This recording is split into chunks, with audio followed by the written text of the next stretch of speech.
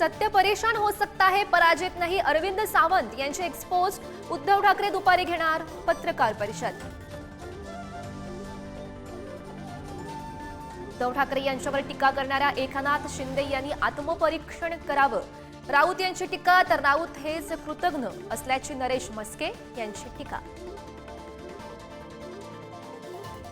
अनिल परब यांच्या घरासमोर राणे समर्थकांची बॅनरबाजी। नितेश राणे यांचा बॅनरवर हिंदू हृदय सम्राट असा उल्लेख करत परब यांना डिवचलं।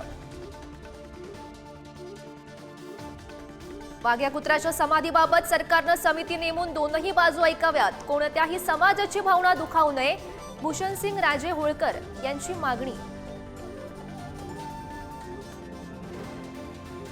महाराणी ताराराणींच्या समाधीची दुरावस्था। जितेंद्र आव्हाड यांच्याकडून स्मारकाचे फोटो पोस्ट। सरकार महाराणी ताराराणींचं स्मारक उभारणार का? आव्हाड यांचा सवाल।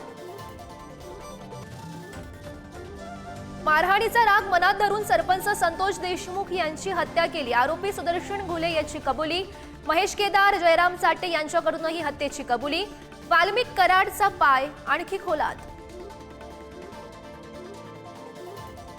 इंद्रजित सावंत यांना फोनवर धमकी दिल्याची प्रशांत कोरटकरची कबुली। कोरटकरला तपासासाठी दुसऱ्या पोलीस ठाण्यात हलवलं, पोलिसांची माहिती।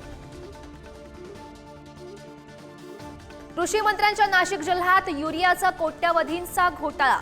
शेतीसाठीचा 90 टन युरिया गोदरेज ॲग्रोवेस्ट खासगी कंपनीच्या घशात। 9 जणांवर गुन्हा दाखल। पुण्यातील स्वारगेट बलात्कार प्रकरणातील आरोपी दत्ता गाडेच्या न्यायालयीन कोठडीमध्ये वाढ। दत्ता गाडेला 8 एप्रिलपर्यंतची न्यायालयीन कोठडी।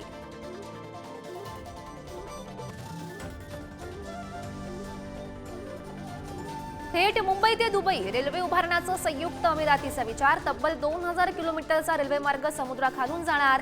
तेल आणि पाण्याच्या आयात निर्यातीचाही विचार।